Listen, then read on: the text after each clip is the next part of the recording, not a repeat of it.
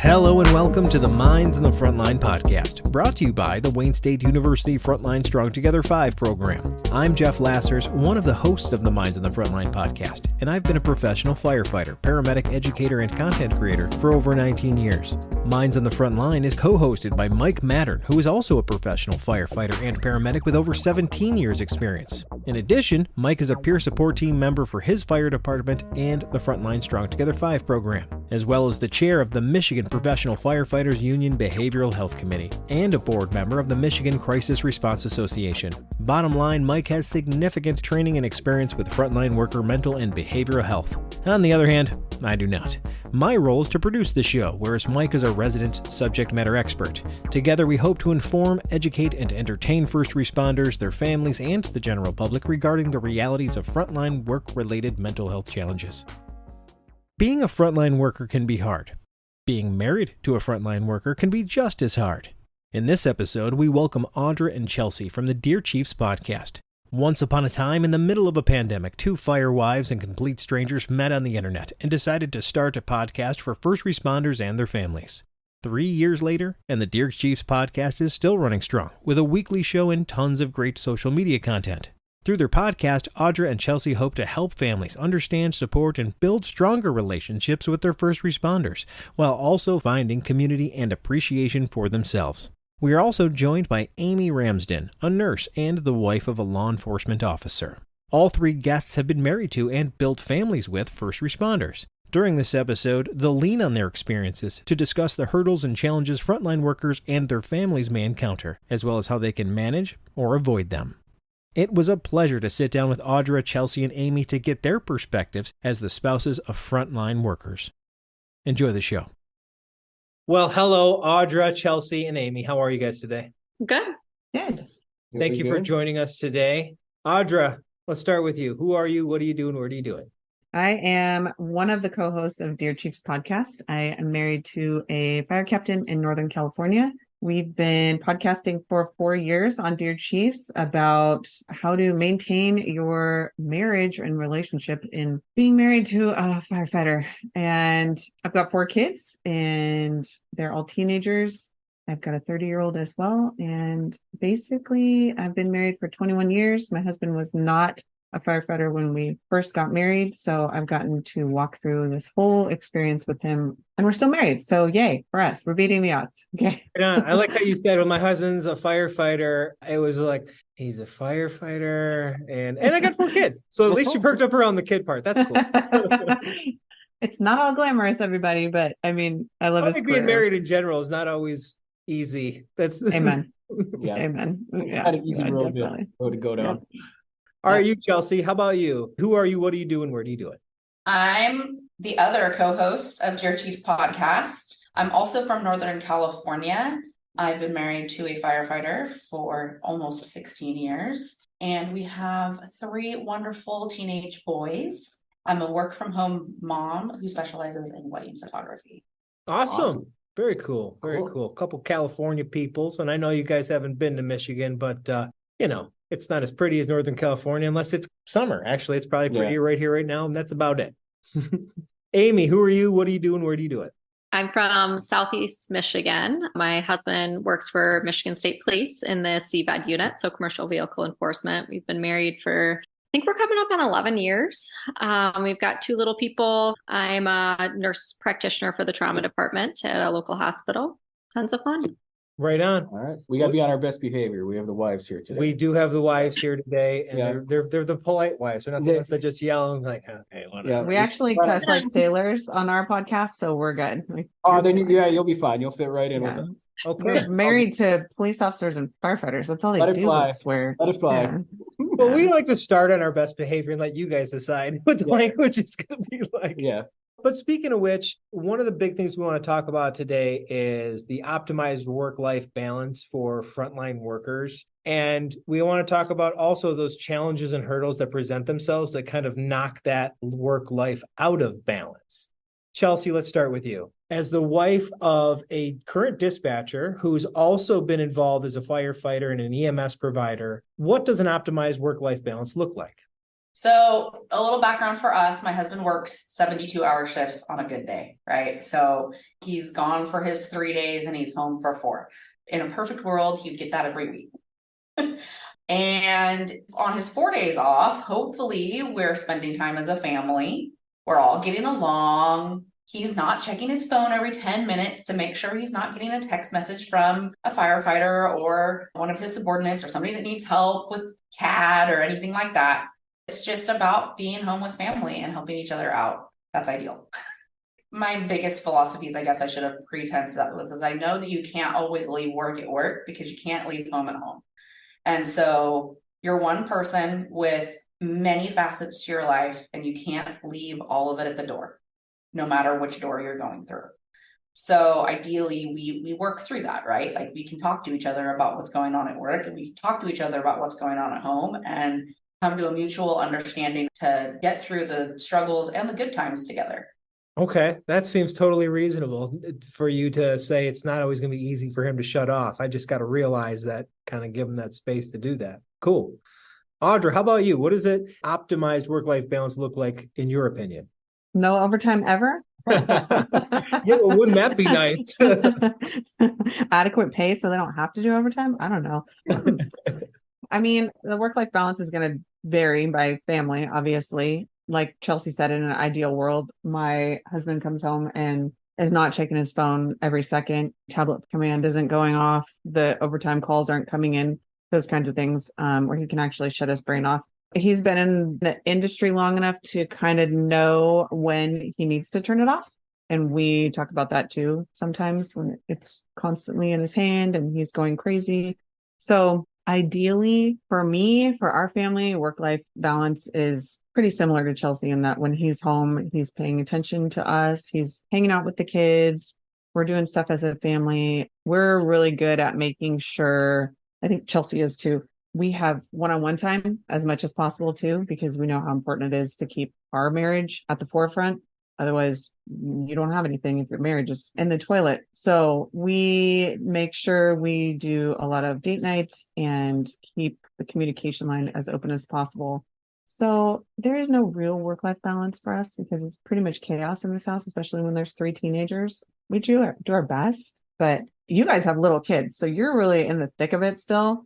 And Chelsea and I are kind of on the other side, and we're like, whatever, the kids are going to do whatever, dad's going to do whatever. But when they were little, it was a completely different atmosphere where you're like, you take this kid, we're running zone defense today, and it's a shit show out here. But now it's more like, okay, we've got this kind of routine going and we're all kind of comfortable, and the kids are a lot better because they're more independent. So it's a lot less hands-on for us now. And it makes it obviously a lot easier because being in the trenches is a completely different story. There was no way Chelsea and I could have had this podcast 10 years ago when we still had little ones running around and grabbing our feet and terrorizing the house, because you don't have that kind of time when they're little. Yeah, we were just talking about that earlier where, you come home off a shift and like we work 24s and you might have got 3 hours of sleep and you get home and your wife meets you at the door and is like, man, I'm tired. I got 4 hours of sleep last night. And you're like comparing sleep times to see who stays up, and you're not arguing. You're just like, but you get into this competition where like, I only slept 2. Well, I only slept 2. Yeah, so it is. It's a lot with the younger kids because the second you hit the door, you're on. Mm-hmm. You need to cook them breakfast. You need to get them dressed. And you're 100% right with that. And that's what I think where a lot of stress that we see at work come from is that butting of heads of there's only so many hours in the day and so many people to take care of the kids, and it's all got to get done. It's all got to get done. Oh yeah. Yeah. It's definitely a different animal when you're dealing with young ones. I had 3 under 6, so it was complete chaos. Oh no. Chelsea's pretty similar too. She's over here shaking her head like, she gave me a panic attack. That sounds awful. It was pretty crazy. It was definitely an interesting time in our marriage when I was like, please take this child. I can't look at it anymore. And he's like, I am so tired. Yeah, it's definitely a different animal, but you'll get there when you're on the other side of it and you're like, oh, okay. How about you, Amy? Ever being before kids and thinking that about people and being like, oh, you can't really be that tired. And then having kids and going through school at the same time and everything and working. And I was like, I'm so tired. I could barely pick up my arms, let alone carry a kid around and feed them and clothe them and make sure that they're taken care of. Absolutely. Well, we got you here right now. In your opinion, you're the wife of a police officer. It's slightly different in the fact that he's just going with a different context and nuance when he leaves. But those same similar logistics exist where he's got to leave the job at the door and all that. So is it the same or a little different in your opinion for yours in your situation? I feel like mine's pretty similar. I definitely expect him when he comes home to try to leave it there, be present. And we've had multiple conversations about being present. And when you're here, you're here. He is a sergeant. So his guys always like to call it dinner time. Every single night we sit down for dinner at the same time and their shift's ending. I get it. I do shift work too. Like you sit down at the end of the day, you make those phone calls, you get everything done to tidy up your shift. I get it. But sometimes I'm like, just put it off for an hour. You can contact him later. It'll be fine. Nothing's going to burn down, but we are very much a very give and take relationship. He gets him on the bus. I get him off the bus. I cook dinner. He's cleaning up dinner. We complement each other very good. So I think clear lines of communication, helping each other out, supporting each other. But I definitely feel when you come home, you're home.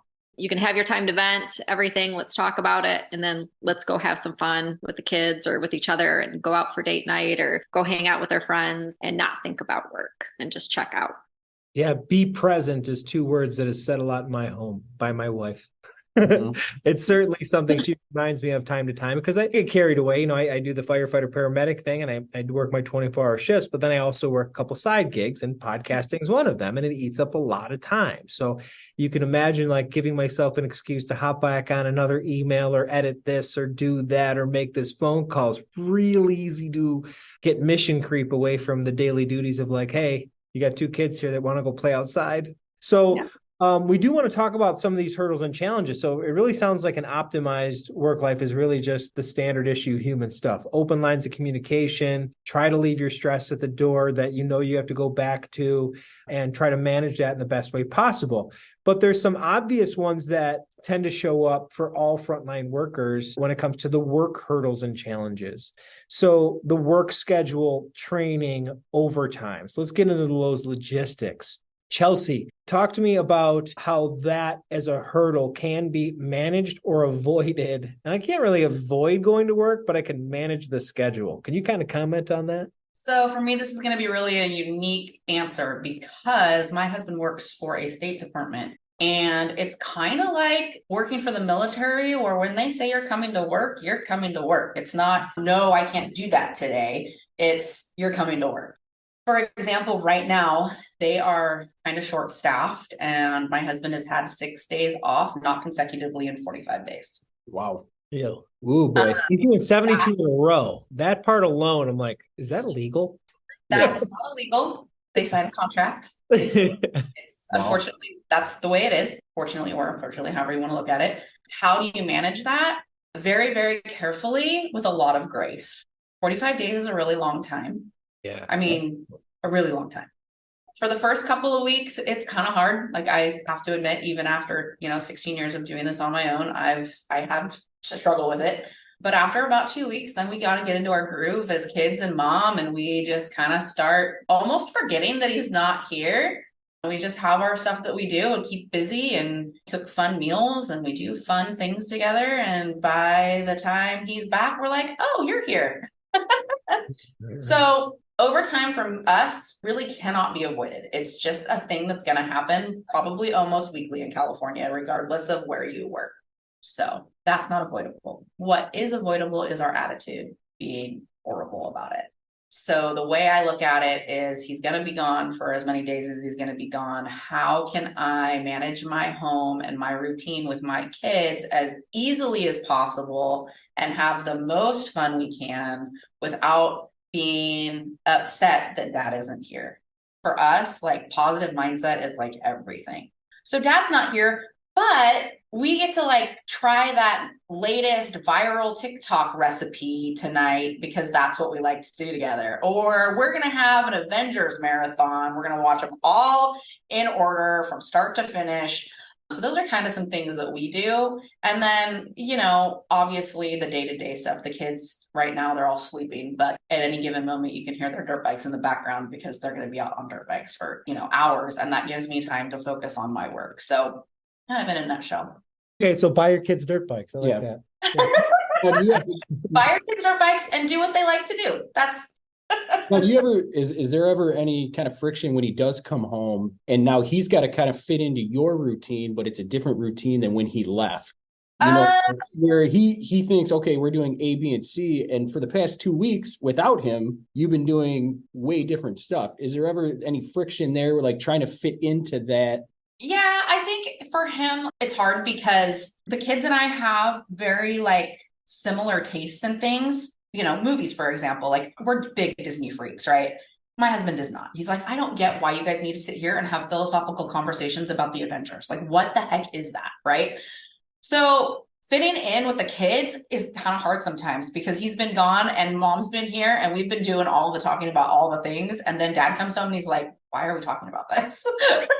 But then I think he's also really good about getting into what the other things that they do that he can relate to. Dirt bikes, for example, surfing. They have their things too. So I just kind of try to take a back seat to that as much as possible when he comes home and let the routine be his routine. And obviously sometimes that doesn't happen. But for the most part, I try to be like, okay, dad's home. It's dad time. Okay. Right on. So the way you manage that is to take advantage of the moment in the moment. Dad's not here. We all like Avengers. Great. Dad's here. He likes to surf and go on motorcycles. Let's roll. Right.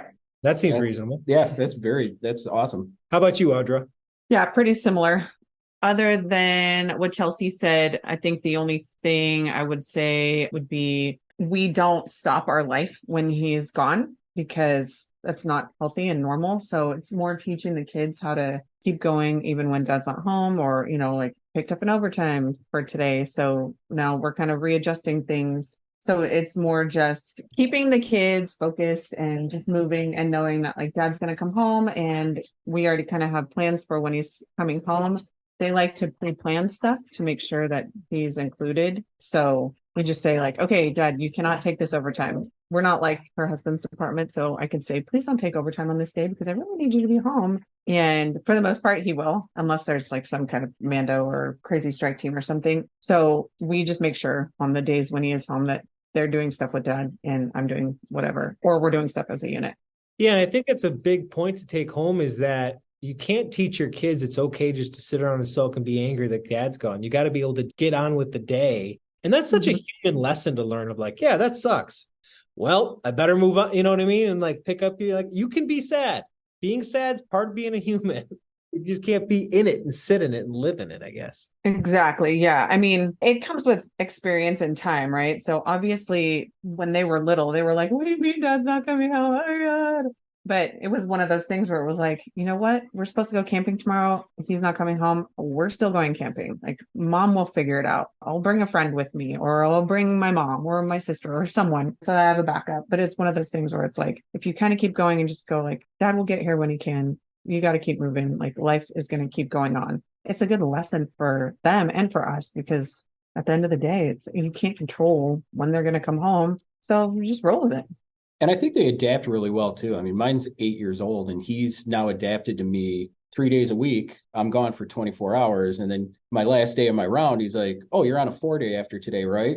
Yeah. Okay. Sounds good. They do adapt finally to the schedule. It makes it a heck of a lot easier to where it's now normal that dad's not home 3 days a week. And I know guys at work have talked about it where one of the guys, his daughter went to a sleepover. They were talking and they're like, oh, your dad's home every night? And she didn't realize that other dads come home every night. It's one of those things where the kids just kind of... They'll take your cues too. Yeah. You think it's okay. Oh, that's cool.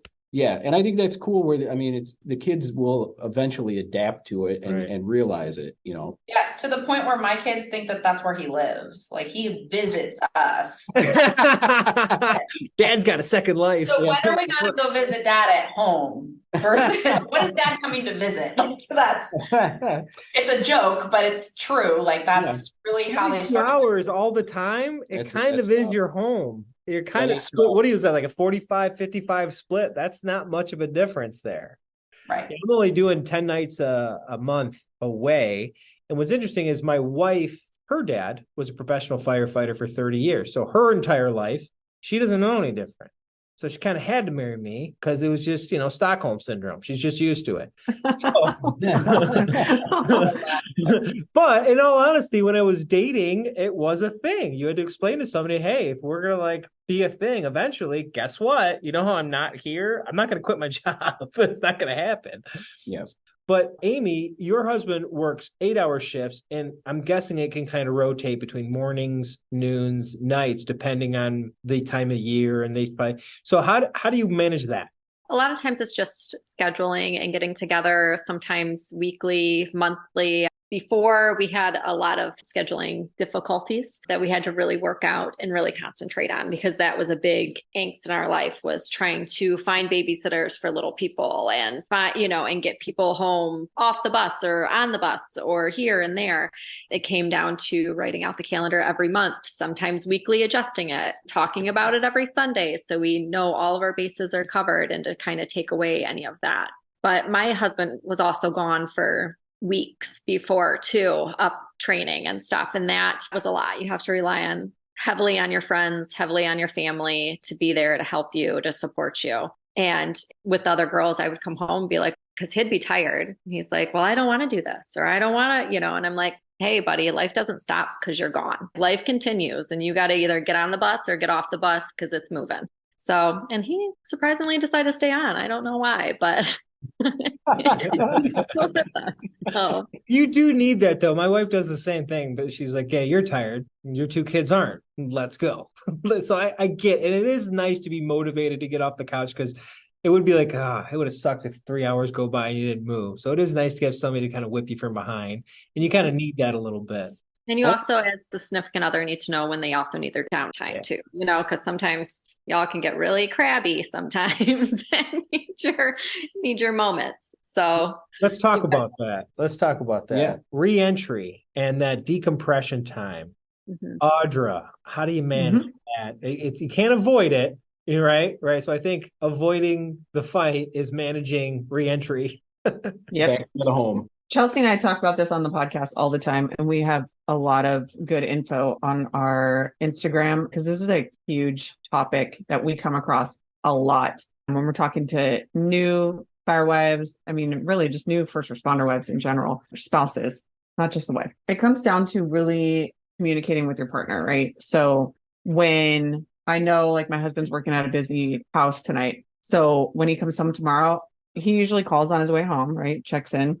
And I ask how his night was. If he says he's exhausted, only got 3 hours of sleep, I'm gonna be like, okay, do you need a nap, or what do you need when you come home?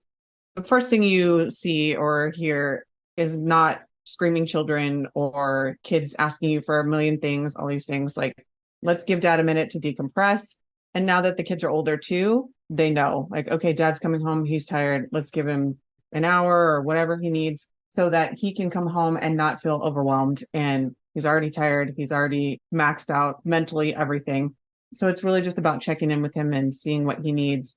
We have our routine pretty set when it comes to our house. So he calls on his way home. We check in, see how he's done for the tour or whatever. And then he'll either take a nap or we'll take the dogs for a walk. He gets that 20 to 30 minutes of decompression before I start telling him all the things that he's missed and all the things that are happening, and start firing off all this stuff at him, right? Because nobody wants to walk into total chaos. That's just not cool at all. It took us forever to figure that out too. I don't know why. We're just a little bit slower than most people. I think you're right on track. Yeah, he would come home and I'd be like, why are you so tired? What the hell? Here, take this kid. Like, I need to go do this, blah, blah, blah. And then we were both pissed off at each other all the time, right? Then it took, a couple years for us to go, oh, okay, so did you sleep? Are you tired? What do you need from me? And he'll ask the same from me. Like, what do you need me to do today? Like, can I take a nap? Or, I'm going to go play golf because I had a really bad night and I need to go blow off some steam, or whatever the case may be. Something healthy, right? Not, I'm going to go drink a beer at 10 o'clock in the morning with my guys at the bar. We're not doing that. Something healthy and a healthy outlet. Now he is really good about that. Like, we were both really good about checking in with each other and deciding, like, okay, what can we do for each other so that re-entry is a lot smoother. I like the phone call on the way home to kind of check the temperature. Mhm. Like, what am Yeah. I working with here? Absolutely. Is he walking into a shit show or am I? And Yeah. what kind of things about to happen here? I like that. Now that I'm looking back, I think I do that with my wife, and we kind of subconsciously, like, because like I said, I got 2 young kids. One might be screaming in the background because of, anything. Uh-huh.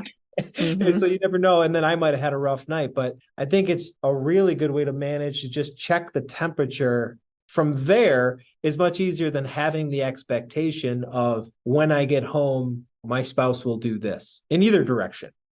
For me, I would always say, if we had a bad night, I would text on my way home and just say, hey, we had a bad night. That was kind of a code word for, I'm going to need a little extra time, whether it was a bad run. I don't think it's so much of a code. That's pretty straightforward. Well, no, I mean, because you could say, yeah, my night was terrible. We had 3 runs after midnight, but they were like nothing runs. Yeah, you know yeah, what I mean? yeah. But Yeah. if it was something where I needed a little extra space and time, it was kind of this is, Right. you know what I mean? Mm-hmm. So I feel like over the years you learn their tone too. And as soon as you say, hey, how's it going? And they say, oh, everything's fine. Instantaneously by the tone of their voice and the feel with those words, whether, okay, guys got to give dad an extra 30 minutes. Like he's going to jump in the shower when he gets home or whatever, just to give him that time to chill out and decompress. And over time, do you think it's like the kids pick up on that? Like you said, we get crabby. I mean, it's probably all over our faces when we're all red-eyed, exhausted, and we're like, no, like nothing sounds we're like good toddlers anymore. at that point. Yeah, we're 6-foot toddlers that are just lumbering around like babies. So do the kids pick up on that, and do they learn to cope with that? I think the kids realize it. Like they can read body language just like anybody else, unless they're too small. And then you just got to herd them the other way or show them some shiny toy and they'll go that way. But yeah, I think they pick up on it and they know like, okay, don't make eye contact with dad. Just avoid and walk away. And then, come back later and we can all have our cuddle time or our family time. My kids are young enough, like I keep saying, but glitter is a primary color in my house, basically. And so when I hit that door, I got 2 little Tinkerbell pixies hit me in the face with everything in the sun. It actually lightens my day because they're 2 little happy little kids, and it's great. But I could definitely see sometimes where it's like, I don't care how cute you are. We got to give me 5 minutes. I need coffee in 5 minutes. I love you to death, but I need 15 minutes here. But That's their defense mechanism, is being cute. So you keep them. I also think like it's dangerous to make the assumption that they don't want their kids in their face when they get home. That's treading on a really fine line. I actually made the mistake of thinking once that my husband would not want his kids around after a long deployment on a campaign fire. And it actually was really detrimental because we actually have an entire podcast about it. He talks about it, but he wanted to see his kids when he got home because there had been some close calls with some kids on the fire and he just needed to see them and know that they were safe and give them a hug. And I sent them off to my parents' house thinking he'd want to come home to a quiet house. And so when he came home, where the heck are my kids? Right. So I think that we have to, part of re-entry into the home is having preloaded conversations about what they actually do need and respecting that. It'd be great if my kids were never here when he was home and we got that time to decompress and he and I got to reconnect, but that's not what he wants. And so I have to respect that and have them here when he's home. So just my 2 cents. Oh, that's a great point, because just because you had a rough time, your needs may be different. Needing a nap is different from needing a hug. You know what I mean? It's a totally different need at the time. Well, let's talk about some of those needs. So there's this third family. You got your side of the family, you got his side of the family, then you got the first responder family. And I've had plenty of cocktails and parties with cops and firemen alike. Actually, I knew a couple of Michigan State police officers, and those guys, when they graduate, they like to have a good time. So I do know that in every first responder community, it's a very tight-knit group of humans that we tend to bond with, and we build these thicker than blood type situations. So let's start with you, Amy. How do you deal with the culture of lending your husband to his other family sometimes? You can avoid it, right? But how do you manage it? I mean, sometimes it's hard. It's, when we first got together and were first married, I mean, all of his friends were also police officers. So we would go out to dinner and literally the whole entire time, that's what they would talk about at work. And it was just awful. Awful. I would just get up and leave the table and go wander around, go get my own drink at the bar. And while I'm going to the bathroom, whatever. Right. But I mean, over time, I think you kind of get used to that. And I know that he needs to blow off steam and needs to kind of have that outlet, because there's some things that I will never understand, or the politics that are involved, or just those type of relationships that I'll never understand. So that's fine. Go have that time. But my only thing is don't blow off your family for them. That's my big thing. You can do whatever you want, but when I need you here, I need you here. He's great with that. So I can't complain. He really does both sides of the fence and tries to make sure that nobody's neglected. So it sounds like as long as those decisions are healthy and they're scheduled appropriately, it's really not a big deal, because, well, he's probably not somebody who's afflicted by being pulled into that too much, right? No, they are kind of, he doesn't have a partner. He doesn't have that person that he drives in the car, stays with for 24 hours or bunks with, basically, or, they go out to dinner every night or anything. They're kind of more solitude than I would think firefighters and stuff are. Oh, yeah. We have a solid 24, and 12 of that's just broing down like a couple dummies with 4 to 5 people in the house. It's just stooges. I feel bad for police officers when they show up on scene, they're alone. I'm like, all day you're alone. You got to wear all that stuff you're wearing. It looks heavy. You're in a car. Your back probably hurts. Your job sucks, bro. Yeah. We're way too social to be in a car by ourselves. So Audra, firefighter husband, like Amy was just saying, it's a lot more of a social, it's like a team. It really is like going out with your baseball team, your hockey team, your football team. It has that feel. So on your aspect, how do you manage that sharing with the third family? We call it the frat house. Same thing. Yeah. We're actually super lucky. My husband's department is really small. There's only 36 sworn firefighters. So they are super tight, and it's actually the perfect environment for him, because we have that perfect balance of him going to hang out with them at work and outside of work, and us also hanging out with other firefighters and their spouses and their families. So I can't complain, because he's not crazy out all the time with them doing stupid stuff. I mean, some of them are. Let's not get that. There's plenty of people doing plenty of stuff. I'm just glad to hear I'm not voting on this one anymore, or at all. No, he's really good about keeping it chill. And I mean, like I said, we are beyond lucky. His department is amazing. And they actually do a lot of family events at the stations. So we have the opportunity to bring the kids and really hang out as a unit. So it's the best place for him. Yeah, it's certainly, you got to go to the department that's best for you. And the size of the department's so big. So we have about 80 or 90 on the line, but it has a small town feel where we all know each other. So it's small enough where I'm not lost in the wash. So for you, the sharing is actually a good thing, because it's bringing in more family bonding with good quality human beings that are extended. Yeah. All the crew are amazing with our kids. So it's even better, because the kids know and trust the people that my husband works with, which is huge for us, because it makes them a lot more comfortable when dad leaves, because they know he's not working with somebody who's not going to be the best. You know what I mean? Right. So they trust everybody that he works with. It's just the perfect environment for us. Totally works for our family. Okay. So that part doesn't sound like it's bringing you guys any stress. In fact, it's probably doing the opposite. No. Now, what about you, Chelsea? How does that work with being gone that long? He's hanging out a long time with people. Does he want to get away from that family? Yeah. So, I mean, don't get me wrong. We love his coworkers, but we also don't live where he works. So he's about 2 hours and 30 minutes away from where he works. Okay. And so when he comes home, he's not hanging out with people that live 2.5 hours or more away. So the nature of his department is most people don't live where they work. So you can live anywhere in California and work anywhere in California. You can actually live out of state and work in California for CAL FIRE. So there's no living requirement. And so it's a little bit different. If we're hanging out with his people, it's because we're at the station where he's working. And so he does have friends, but they're not going to be probably the people that he works with. And I'm really lucky, because he doesn't really want to go hang out with anybody else. He wants to be with his family when he's home. So we don't have that issue. So I can't really speak to it. I wouldn't want to see anybody I worked with if I was doing 72s all the time. I would see him enough. I'd be like, I'm good. I'll see you however many days later, 96 hours later. I don't need to see you. I'm going home. I don't want to see a phone. I don't want to see nothing. Yeah, that would be me. So I get it. But I think it's also important to have those friends and those relationships outside of the service that you work in, because, when you get to the fire functions, the police functions, obviously everything goes right to work. It's so important to have those relationships outside of the service that you're working for, that you don't have to have those conversations with them. It's the little jokes that you have, you grew up with the person. But I know people that only hang out with other firefighters. Yeah. And that's all they have. They got nothing else in their life. That's a balance also you have to have, is you got to have those outside friends that have nothing to do with what you do.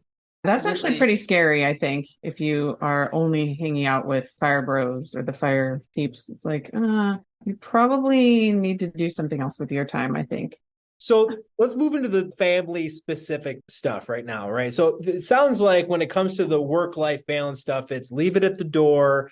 You got to work overtime sometimes, but you got to check in with each other to make sure that the needs are both met on both sides, so that when you come home, there's more of a blending. Because I know you ladies are not exactly just waiting for us to come home well rested. You know what I'm saying? You guys have had, like you said, life goes on, whether you're home or not. And life, it can be very hard, right? So it's kind of like just maintaining that communication to make sure everybody's on the same page when you do hit the door. But there's also extended hurdles to really talk about within that family. Number one is just like keeping the burner on for the significant other. So what are your recommendations to manage that so that you don't avoid it and get divorced? It's hard, man. I think any relationship's hard, right? I think it's the lines of communication, keeping them open, talking, revisiting things. That's a big one. Like if you're not open and honest with everything, then you might have to revisit a couple times and get everything worked out and the kinks worked out, which is easier said than done. Sometimes you need help from others to figure things out. And I think also putting others in front of yourself. So even where you're like, I really want to drop off this kid in your lap, like recognizing the fact that they might need a few minutes. Like, what can not make this explosive right now? Can I put myself to the side for 5 minutes, half an hour, whatever it may be, so that it doesn't come to an eruption, where I'm like, here, take the kid, take the baby, I'm out, where, okay, he needs that 10 minutes, give him that space, then we can come together later and talk. But like, you also need that private time and your date nights to like reconnect and just be you and not be a relationship, or if it sounds bad, but a family, because kids are so demanding. So, Yep. Well, it sounds like what you're saying is the relationship between you and the significant other, keep the kids out of it. It isn't passive. It's just not. It can't just exist because you're taking care of the kids. Well, the kids are great. Everything's good. Things are clean. Things are good. No, it's got nothing to do with that. Yes. It should be your guys' relationship and then the kids, because your happiness is going to trickle down. Right. If you guys aren't together, if you guys are at each other's throats, then the kids see that, and then, it just breaks down everything. So, I mean, don't get me wrong. We fight, we argue, whatever, but I'm going to wait until the kids go to bed, and then we're going to go outside. Right. Okay. So yeah, choosing your time. What about you, Chelsea? How do you kind of manage the stresses of life on top of this, and then also the relationship? So for me and my firefighter, it's really important to us to communicate all the time. So he calls me every night that he is at work, and it could be a 30-minute conversation, or if he's really busy, it could be a 5-minute conversation. It could be longer than that. Who knows? So we're always communicating. We're always talking about our day, about what's going on. I'm not keeping anything from him about what's going on at home, because the assumption is that when he calls me at night, that's a time when we're going to communicate both of what's going on, right? So that's number one. Number two, we've already had preloaded conversations, as I discussed with you before, about what he needs when he comes home. Right. And so I know what to expect when he walks in the door. I know if he's had a long shift because I've talked to him every night. So that part for us is pretty easy most of the time. When you add the kids into the mix and all their expectations, then that's where we get a little bit more complicated, right? So we share a calendar on Google. We have a shared Google calendar. All the kids' activities, all of my activities, all of his activities are all in the calendar. Everyone can see it. So we all know what's happening this week. So he's not walking into, oh crap, I didn't know we were going to the beach tomorrow, or I didn't know Christian had to work today, or, various other things that are going on. So that's number three. Always keep a shared calendar. Like everybody knows on the same page what we're doing. We plan things. If he doesn't feel like he can attend them, or he gets an overtime day or whatever, then that's fine, but he's always invited to join the party, right? And then, just like Amy said, open and honest communication about absolutely everything. Like, you can't hold stuff back. And you also need to talk to your spouse about what you can handle hearing about work. I think a lot of times our firefighters want to protect us from what they've seen or heard on the job. And you don't know what you don't know about what I can handle. So don't assume that I can't hear the gory stuff that happened at work. You need to offload that when you get home. That's great. Offload it. But have preloaded conversations about what's too far. What's going too far? Like, I don't necessarily need to know that some guy got decapitated and you had to pick his head up off the ground, right? Like, I don't need the gory details of all of that. But you can talk about what you've seen and heard at work with me. That might not be for everyone. What you're saying is to have those boundaries established well ahead of time and maintained. Right. And the calendar one, you ain't kidding about the calendar one. Your calendar is key. The giant kitchen calendar where we do the digital. We got the Google calendars, we got the shared stuff, and it's like, man, that solved so many issues just knowing when and where things were going to happen.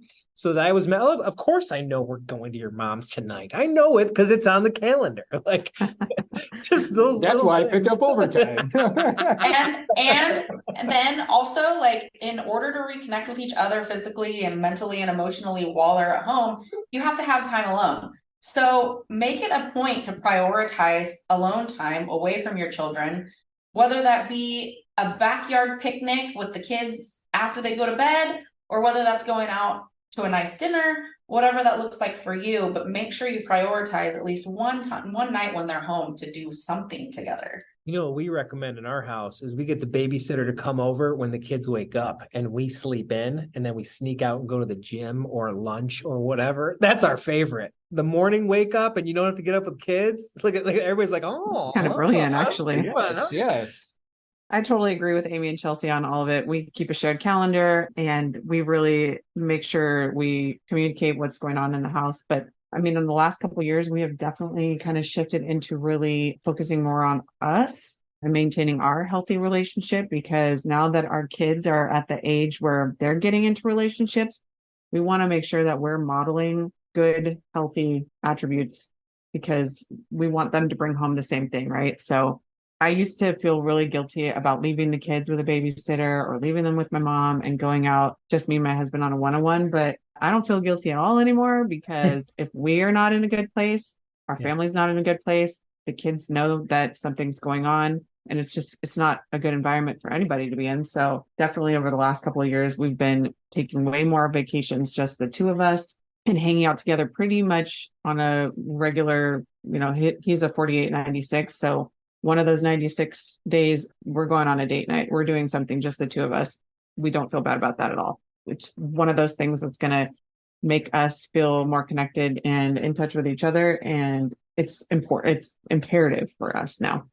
Yeah. I mean, making the time at least once a week where it's just the two of you, put the phones away, you turn them off, you spend so much time away from home. Mm-hmm. And like you talked about, when we're home, you want us to be present. But when we're home, we also want whoever's at home to be present with us as well. And if we don't have that, it's very easy to drift apart between life, work, you name it. So, I mean, I think that's key to have that timeshare both ways. When you're here, we need you here. So a lot of what we talked about today, I think, applies to every human that has a spouse, right? This isn't new to anybody. But there's certainly an added layer of cultural or societal expectations for first responders. People may think things about us as firefighters and paramedics. They may think things of law enforcement officers and what they should do. Maybe they watch too many TV shows. But I'll start with you, Amy. What cultural or societal expectations, hurdles, challenges does your husband and your family face as a police officer family, and how do you manage them? So I know we kind of touched on it before, but when you guys walk in the door, everybody's super nice to you. Say my husband walks in the door, pulls you over on the side of the road, your defense instantly goes off. So I think I've had people say very, very rude comments to me about my husband, saying, hey, I bet your husband's a police officer. He must beat you. It's crazy to me that people say that or think that. It's a job. It's not the human. Any human can be shitty, right? any human can be a great person. So like, it depends on that person. But that, and then family, our family's pretty open. Our neighbors are great. Our community is great. So it works out very well. They're all welcoming, all very understanding, and go above and beyond for us. And we do as a community and friends and family. But I know others who are very private, who tell their children not to tell others what their parents do. They tell them to make up fake jobs about them. They don't let people in the house. They're very untrusting of others because they've been burned in the past. So I think you just get a little bit more protective on what the kid sees and hears, because a lot of times they're, oh, well, my dad said your dad, even my family's did that to me before, because my dad was a truck driver, so he was like, oh, your husband did this and blah, blah. No, that wasn't my husband. And your husband's in the commercial vehicle unit, so I'm sure they have some just conversations about. Yeah, so they've had some, talks, but I mean, ultimately it's the person, it's not the job that makes the world go around, right? So I don't know, but it's just every family is different. Our family is very open and honest with others, and everybody knows what he does, what I do, and it's okay. Well, how do you help the kids manage those opinions of others? I just say everybody has a right to their opinion, but you have to remember, like, do you think that dad's a bad person? Do you think that, that Uncle Eric's a bad person, or Uncle Brent is a bad person? No, you don't. Like, they're still good people. People just have different opinions, and that's okay. There's nothing wrong with different opinions. That's a good way to do it, because you could just say, well, you know what they do. Become a spiteful person and turn it around and talk crap about old Susie down the street there and her husband or whatever. I'm sure they all have good attributes, just the same as anybody else. I mean, I've been around many different people in my life, and it's not that they're all bad, or it's not that they're all good. It doesn't depend on their profession or what they do on the weekends. It's just, everybody's different. Everybody's allowed to be different. Well, they should be. Hopefully, you kind of want them to. As a firefighter's wife, you get the, thank you. You get the thank you for your service a lot for being a firefighter. You're the hometown hero. You get a lot more credit. In my opinion, I've always been treated a lot nicer than my police officer brothers and sisters around me. What challenges or societal expectations exist around that for you and your family? Well, Chelsea and I were talking about this earlier, and I think we're kind of on the same page with it. We get the glorified husband, right? He always is like, gets these big awards and accolades for like being a firefighter. Well, it's like, no, he's really just another human being that decided that this was going to be his career. And it's interesting. A lot of society, regular citizens just assume that most firefighters are cheaters. They're always hooking up with the nurses. We hear that all the time. Or the people in the ambulance, like they have any time to be extra cheaty than the regular people on the street, right? Like extra cheaty. Yeah. You're extra cheaty. So it's just like Amy said, it's not the job, it's the person. There's always going to be somebody whose marriage doesn't work. And the divorce rate, as Chelsea, I'm sure we'll talk about too, is not any different for firefighters than it is for the average Joe. Yeah, they're both high. Yeah, exactly. I think the divorce rate in the US is like 50%. So firefighters in particular is actually not higher. It's a little less than 50%, if you can believe that. So it's just one of those things where it's kind of a glorified job. And yeah, we always get the, oh, thanks for your service. But we are very fortunate. We live in a very good area where we make sure we say thanks for your service to the police officer that's walking down the street and to the male person who's walking down the street. Like, it's one of those things where society has this dumb label. I shouldn't say dumb label, but this label on these firefighters, like they're somehow better than everybody else. And that's just not true. They're just a human, and this is what they decided to do with their job. So, and I probably humble my husband way too much by reminding him of that. Like, just kick you down a notch there and make sure you know. You should. My wife does the same, but she's doing it in a way of like, easy, bud. Like, you're just. Yeah, exactly. And I think a lot of us actually get uncomfortable kind of with it as well, because we don't look at ourselves like that. And when we're shopping in the grocery store at work and people come up and, hey, thank you so much for what you do, blah, blah, blah. Don't get me wrong. It's nice to hear, but I always get uncomfortable. Like, It's awkward. it is, because it's like, well, I'm just doing my job. Like, I'm here Yep. doing my job. Like the guy at McDonald's is making your hamburger. Do you think Exactly. his service? You know what I mean? No, you don't even tip that guy. That's my point. Is I think we get uncomfortable with it as well when people come up and kind of put you on that pedestal. I think first responders in general, we're all very humble people that don't really want the recognition. We don't want to be up there with the award and everybody's looking at us and that kind of stuff. So I think I know why people do it, and it's awesome that they do it. But yeah, I think it's one of those things where we all kind of like, we're not any better than anyone else. We just do a job that puts us in positions to do things that are out of the ordinary. And it's more fun than yours. Well, yeah, that's fun. Yeah, way more fun than ours, right? I got friends that shoot weddings. I know how much of a pain that could be. Yeah. Difficult. But Chelsea, let's finish it up with you. Same thing, same question. What cultural expectations or hurdles and challenges does your husband and family face based on his job and circumstances? So actually, I have an opposite experience than Audra. Sometimes we don't get thank you for your service. We get, why didn't your husband save my property? Because we are state firefighters. And as you know, California has very large fires that happen. And it's sometimes people's houses burn down. And society has a really hard time with that sometimes. And so I have on many occasions been asked, like, why couldn't they save my house? Or what was CAL FIRE thinking? Or, things like that. And, these guys are doing the best they can in the worst case scenarios. And it's not personal. There's risks that they cannot take. And so it's really hard. That's a really hard one for us. I can say that I agree with you, Chelsea, because I feel like people, with the pedestal thing, they put you up on here. And then at the same time, you have to answer for the whole department on any decision that they make throughout the whole entire state, no matter if you agree with it or not.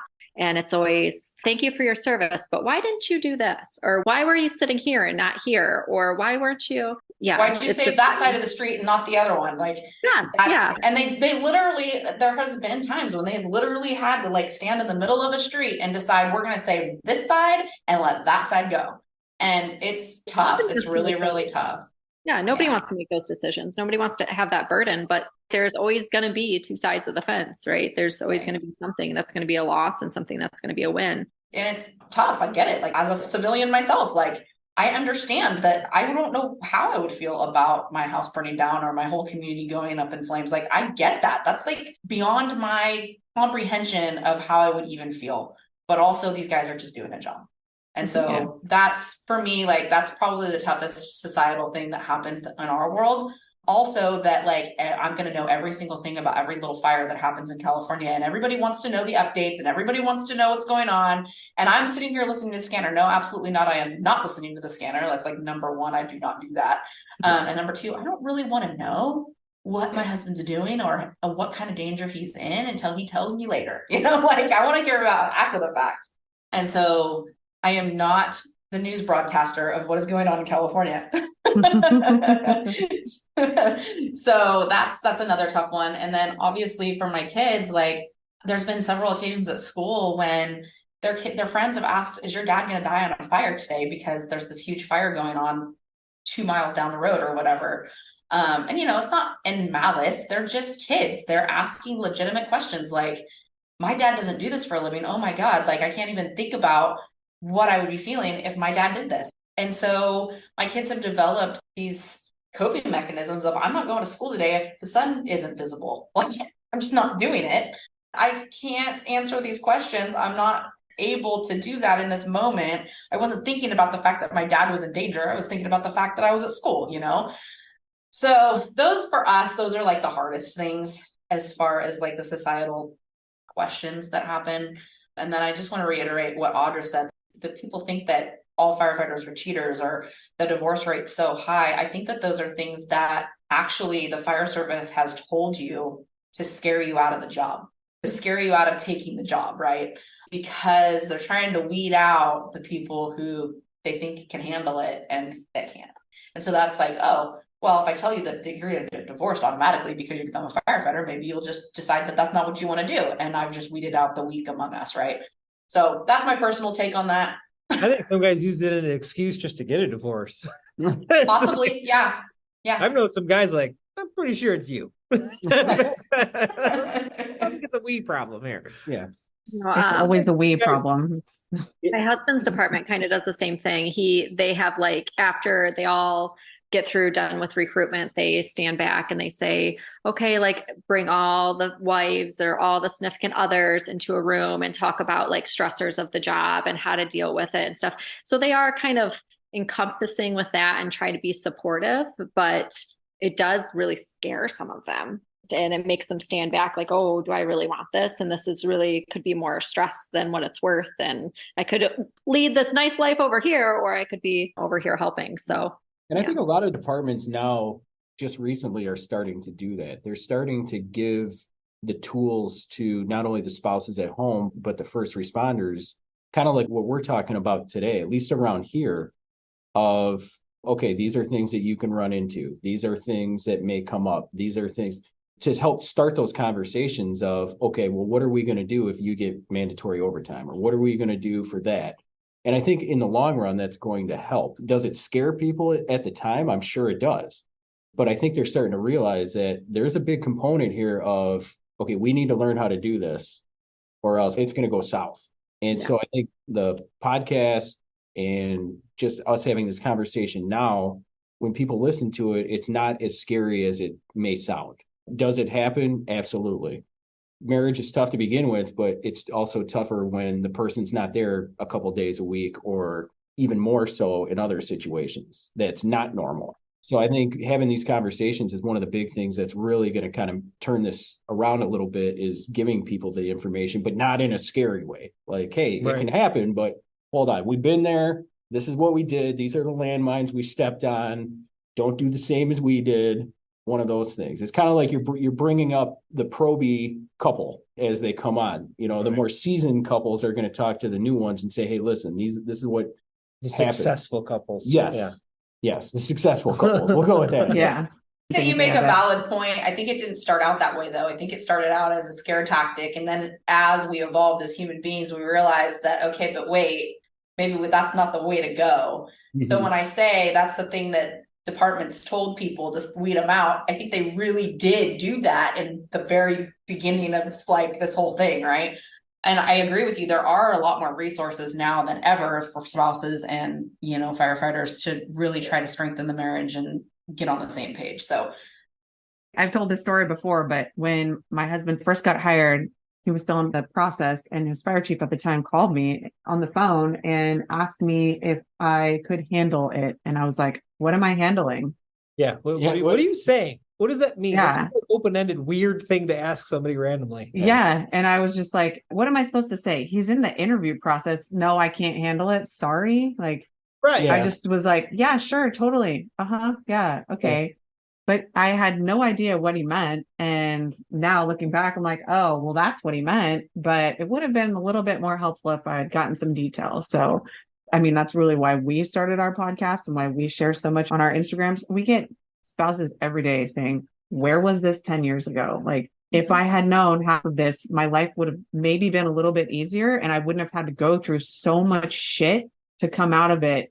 You know what I mean? Like, it could have been really, really useful. To Chelsea's point, it's like, yeah, now we're making a little bit of headway, like with podcasts like this, and with you guys doing the peer support stuff in your state. It's amazing and it is helpful. There is always going to be that marriage that doesn't work out. It just is what it is. People are going to be scared. I don't necessarily think it's a bad thing to be scared, because you really don't know what it's going to be like until you walk through it. But at least we can make it a little less scary by helping you and giving you the tools to kind of understand how to deal with it and how to at least try to make it work.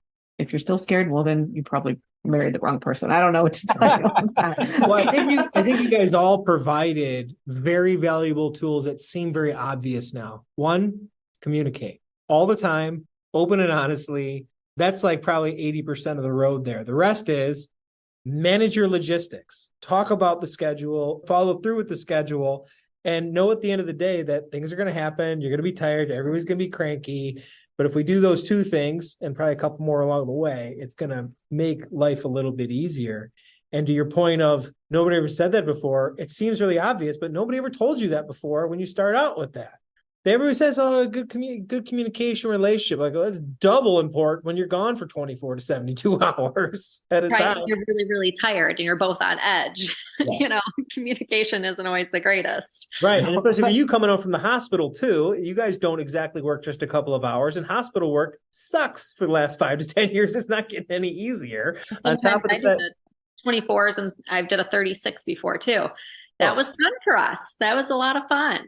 Oh, I'm sure. Yes. Maybe we should have had him on here on how he handles you with your stress. Probably. I am very, very blessed to have him. He's great. So Awesome. I'm lucky. We were very blessed to have all of you guys here. Yes. Chelsea and Audra, tell everybody your Instagram handles and all your socials they can find you on. You can just find us on all social media at Dear Chiefs Podcast. Perfect. That was the easiest way. Short and sweet. Well, we thank you guys very much. We had a really good time with you. This went longer than we expected, but in a great way. And we really appreciate all of your time. Thank you guys for coming. Yeah. Thank you for having us. Thanks for having us. Thank you, Audra, Chelsea, and Amy, for joining us on the Minds on the Frontline podcast. We hope everyone enjoyed this episode. We have more great content coming out soon. Be sure to check out the Dear Chiefs podcast, dearchiefs.com, and all of their socials at Dear Chiefs Podcast. Thank you for listening, and have a great day.